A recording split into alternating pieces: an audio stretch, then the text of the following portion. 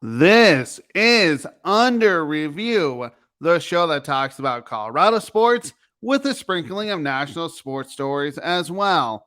I'm Jordan Long. The Denver Broncos coaching search, is still ongoing. There is one coach who isn't getting a lot of attention, and he's on the Broncos staff right now, Jerry Rosburg. Rosburg at least has NFL coordinator experience as a special teams coordinator with the Cleveland Browns, Atlanta Falcons, and Baltimore Ravens. He was in that position from 2001 to 2018. You know what? I get it. That is not an offense or defensive coordinator, but he should at least have some consideration. This season, the Broncos hired him to aid in special in-game decision making. That is, Jerry Rosburg was hired for that. Now, this was after the Broncos game against the Houston Texans in week 2 when they won 16-9. I didn't like this decision, but this also told me that head coach Nathaniel Hackett, who was fired after a 4-11 start, needed a babysitter on this team. The thing is, though, Rosberg's job was to help Hackett in making decisions during games. This was, hey, let's go for it on fourth down. Let's not go for it on fourth down. Let's get the play calls quicker to Russell Wilson. Now, I criticized the move at the time. The reason is you already had coaches on this team whose job was to help Nathaniel Hackett. Basically, it told me that Hackett couldn't trust anybody but Rosburg. With Rosburg, the play calls were more efficient getting to quarterback Russell Wilson. And that's what you want. You want your quarterback to get play calls pretty quickly, and Wilson didn't have to hurry up to the line or take timeouts. Wilson also had time to look at the defense and change the play call if he needed to. I know the record wasn't very good with Hackett, but at least it looked better on offense when they hired Rosburg. When the Denver Broncos fired Hackett, Rosburg became the interim head coach for 2 weeks. He went 1-1. Forget the record. The Broncos were actually a better team on offense. In the first game, they scored 24 points on offense, and they put up 307 yards on offense. The offense actually looked better, and they looked more consistent driving down and getting play calls. They were moving the ball up the field. I know they lost to Kansas City 27-24. If you really look at that game, though, it was a moral victory because the offense actually looked better. In the last game of the season, the Broncos faced the LA Chargers. They won that game 31-28. Again, the offense looked better with Rosburg because they put up 31 points and had 352 yards of offense. Now, if you look at that, with Rosburg, the Broncos averaged 27.5 points in 2 games. That is well above their season average. Their season average was 16.9 points per game. Total offense, they averaged 329.5 yards per game with Rosburg as the head coach. Rosburg looked great as head coach. I know the Broncos interviewed him, and he laid out his plan. He should get consideration. It makes a lot of sense. Denver played a lot better with him as the interim head coach, at least on offense. I know the defense didn't play well, but hey, at least the offense was doing something. The problem is, Rosburg has never been a head coach in this league. The Penner Walton group will consider him, but how seriously? I really have no idea. I do think they want a head coach with NFL head coaching experience. Rosburg really only has 2 games of that, and that is not enough. I do like Rosburg, but I don't think he's getting the job, even though he should be in consideration for that more than he is. The thing is, though, would the Broncos really want him? I think yes, but you know what? If you look at it, they're trying to get someone with more experience, either as an offense or defensive coordinator. I know Sean Payton's the number 1 target, but he may not come. Even so, they want somebody with experience who's an offense or defensive coordinator, even if they hadn't been a head coach. But the fact is, I think the Walton Penner group wants somebody with experience who can build a staff. And Rosburg, who knows if he can do that, but we will have to wait and see what really happens. We're going to move on to Major League Baseball. The Major League Baseball Hall of Fame announcement was made earlier this week. Of course, we knew that the class of 2023 was going to include Fred McGriff. The question was, who was going to join him in Cooperstown? Remember, it's baseball writers voting for these players. You need 75% of those votes to get into the Hall of Fame. Well, there was only one that joined him, and that is Scott Rowland, who received 76.3% of those votes. So that's well above 75%. But the thing is, though, it should have been another player as well, Todd Helton. Now, Helton ended at 72.2%, missing the Hall of Fame vote by 2.8%, and it was really 11 votes short. I don't get it. I really don't understand why they didn't put him in. But if you look at it, Helton was a better player between him and Rowland. It is easy to compare these players since they both actually played 17 years and in the same era. Rowland played for four teams, during his 17-year Major League Baseball career, which lasted from 1996 to 2012.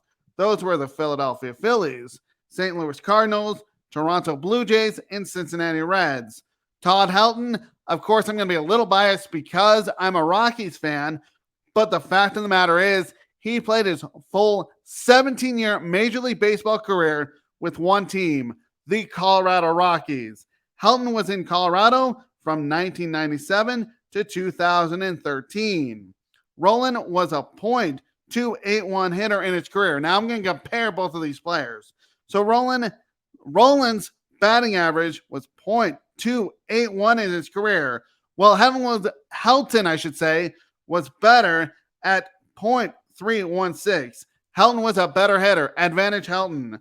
When it came to home runs, Helton smacked 369 home runs as Rowland was at 316.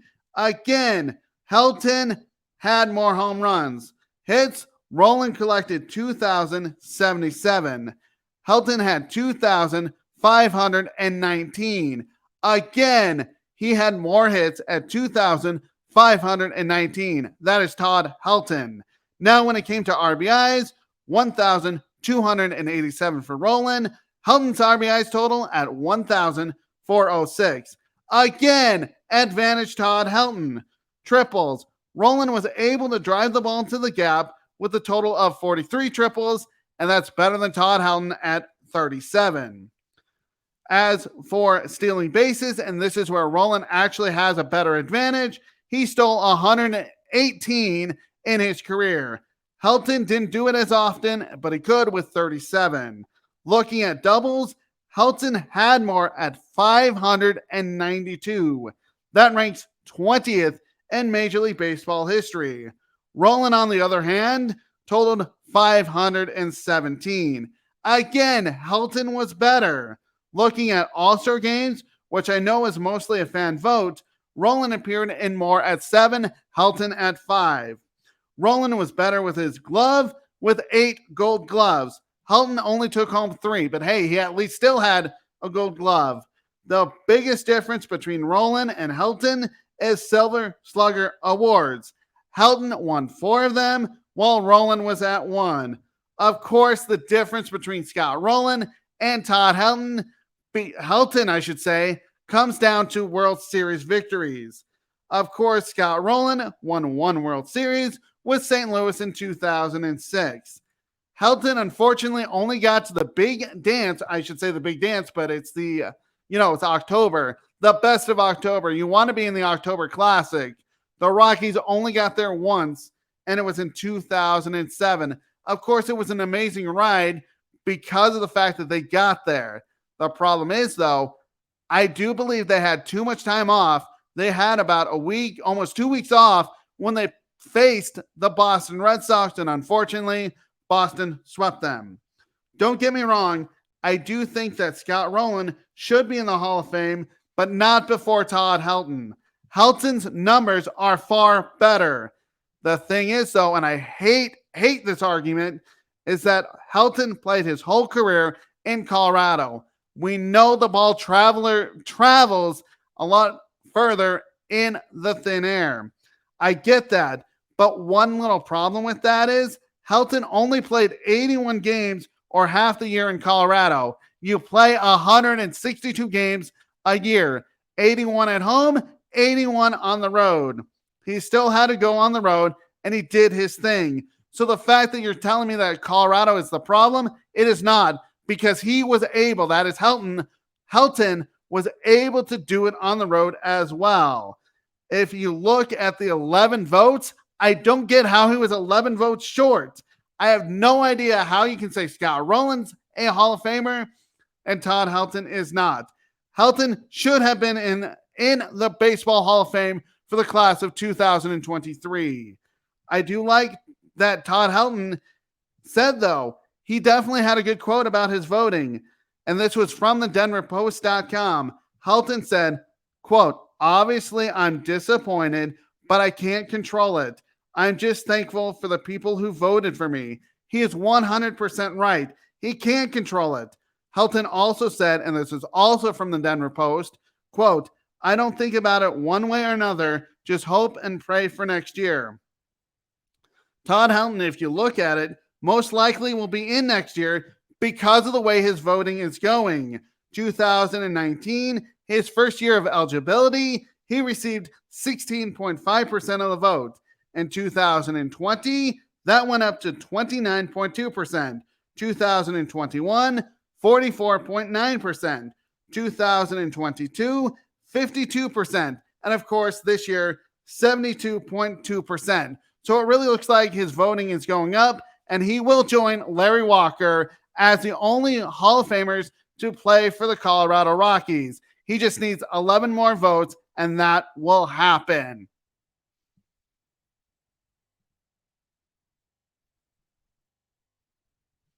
Now we're going to go on to the Colorado Avalanche. Jared Bednar is now the winningest coach in the history of the Colorado Avalanche / Quebec Nordiques franchise. Now, Bednar was hired as the Avalanche head coach on August 25th, 2016. Now, honestly, I don't look at his first year as his fault. Patrick Roy, who was the Avalanche head coach from 2013 to 2016, walked away unexpectedly. This happened on August 11th, 2016. Now, I'm not sure exactly what happened, but there was a disagreement from Patrick Roy. So basically, there was a disagreement between Patrick Roy and the front office. It really felt like the fact that they couldn't get along, the front office and Patrick Roy, he said, "Oh, I'm just going to quit." It basically felt like he quit on the team. Now, Roy's overall record with the Avalanche was 130. That is 130 wins, 92 losses, and 24 overtime losses. Colorado only made the playoffs once with Roy, and it was 2014. They lost to the Minnesota Wild in 2014 in 7 games. Bednar, though, was really in a tough position in his first year. It almost looked like he would be a one and done coach. Colorado played poorly and ended with a record of 22 wins, 56 losses, and 4 overtime losses. That was a total of 48 points, worst in the NHL at the time. It wasn't a surprise they struggled. Bednar had been given the job not long before the season started. He tried his best, but it didn't work out the first year. Well, you know what, though? It really looked like, hey, he was getting fired after his first year because he couldn't handle the NHL, even though that it wasn't his fault. Well, after that, the Avalanche kept improving. In 2018, a mark of 43 wins, 30 losses, and 9 overtime losses, a total of 95 points. They earned a playoff spot, but lost to Nashville in 6 games in the first round. 2019, again, they made the playoffs with 90 points. They were defeated by the San Jose Sharks in the second round. 2020, that season ended in the bubble. They went to the second round and lost to the Dallas Stars in 7 games. So you're seeing a theme right now that he couldn't get him past the second round. In 2021, They had the best record in the NHL, but lost to the Vegas Golden Knights in 6 games in the second round. Last year, there was so much pressure for the Avalanche to get out of the second round. And guess what? We all know what happened. They won the Stanley Cup and beat the Tampa Bay Lightning in the Stanley Cup final in 6 games. Bednar became the third head coach in Avalanche history to win the Stanley Cup. The first was Mark Crawford in 1996, the first year for the Colorado Avalanche after moving from Quebec, and of course, Bob Hartley in 2021. Now 2001. Of course, we know that Jared Bednar won it this past season in 2022. So again, the coaches who have won Stanley Cups for the Avalanche are Mark Crawford in 96, Bob Hartley in 2021, and of course, Jared Bednar in 2022. This season, the Avalanche stand at 26, 18, and 3 for 55 points. If you look at it, it's not great, but hey, you know what? They want to do something that Mark Crawford didn't do in 96 and Bob Hartley didn't do after 2001. So Mark Crawford got the Avalanche to the Western Conference Finals in 1997 after they won the Cup in 96 and lost in the Western Conference Final. As for Bob Hartley in 2002, after they won the Cup in 2001, lost to the Detroit Red Wings in the Western Conference Finals. So really, if you look at it, Jared Bednar is hoping to guide the Avalanche to back-to-back championships. Right now, they are 26, 18, and 3 for 55 points. Again, 26 wins, 18 losses, and 3 overtime losses for 55 points. Right now, that is the second wildcard spot in the Western Conference. At least if the season were to end right now, they would be in the NHL playoffs.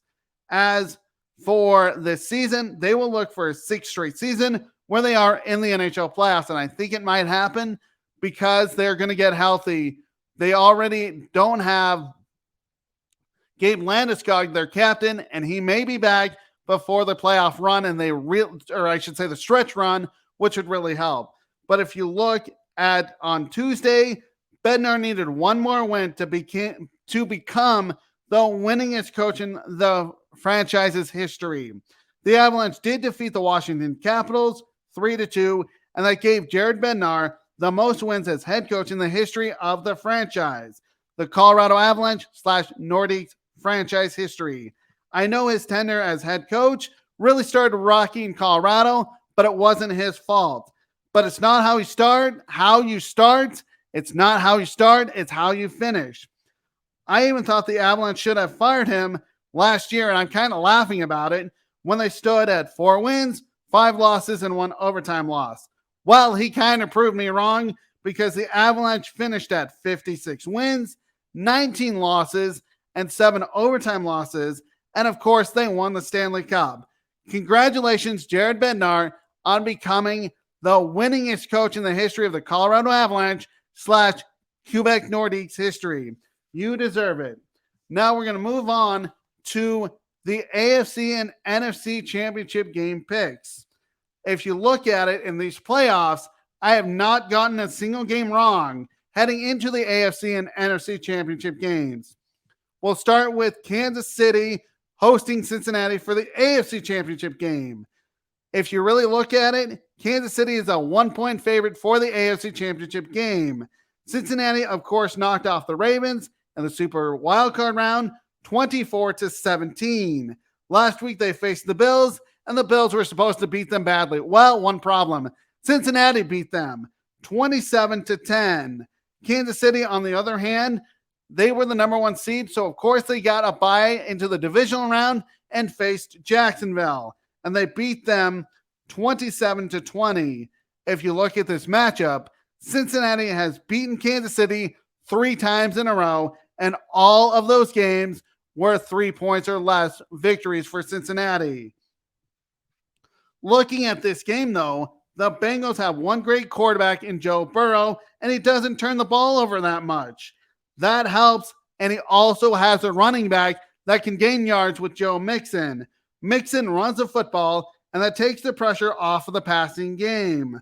When the Bengals do pass it, this is where they are really dangerous because Joe Burrow has 3 receivers he trusts: Jamar Chase, Tyler Boyd, and T. Higgins.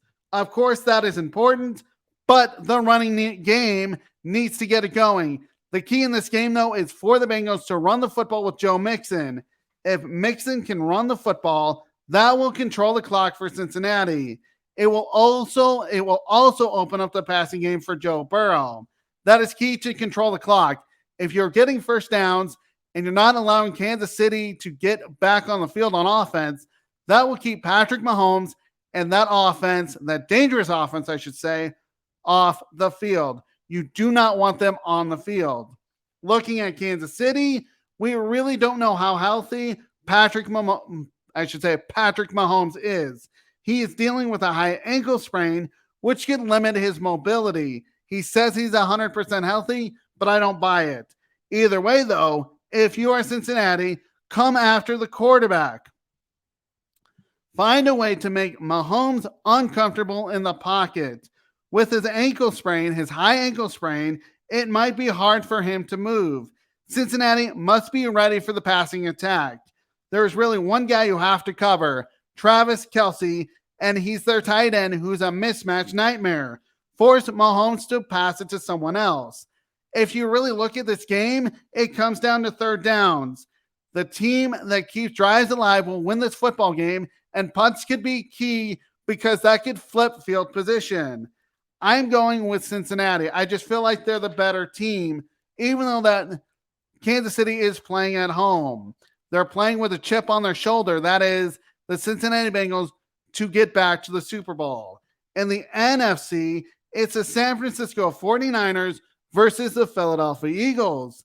The Eagles are 2.5-point favorite. Of course, these two teams were on a collision course to face each other because San Francisco was the 2 seed while Philadelphia was the 1 seed. For the 49ers, we know they have an amazing rookie quarterback, Brock Purdy. He has been great in these playoffs, finding his open receivers. I know he didn't put up a lot of passing yards last week against Dallas with 214 passing yards, but it was still more than enough for the 49ers to get the win. Purdy must be able to find his receivers early and often. That will help him get in a rhythm, on offense. Of course, there's one guy he needs to find, and that is tight end George Kittle. Find him early and often, and that might set the tone for their offense. Of course, Christian McCaffrey, their running back, is key for this offense. He can run the football, and that will open up the passing game for Purdy. That could keep the Eagles' defense guessing and off balance. If you look at the Eagles' defense, they must be ready to stop the passing game and the running game. For the Eagles' offense, it's a pretty easy offense. Why? Because they run the football and pass it. Jalen Hurts, their quarterback, can pass the football, but he can throw it as well. And so basically, if you're the 49ers, stop the running game of the Eagles, make them a passing game. If you look at this game as a whole, the defenses must stop the running game. The running game is going to be key for both, but in the end, I'm going with the Eagles as they keep it rolling. So again, I have Cincinnati and Philadelphia with victories this weekend. I'm Jordan Long. This has been Under Review. Read my blog that I write Monday through Thursdays with podcasts on Fridays at sports-scoop.com. So again, read my blog that I write Monday through Thursdays with podcasts on Fridays at sports-scoop.com. Subscribe to the Sidelines Sports Network on the YouTube because we have so many shows, and if you subscribe, you won't miss any of them. We have shows every single day. This has been a Sideline Sports production.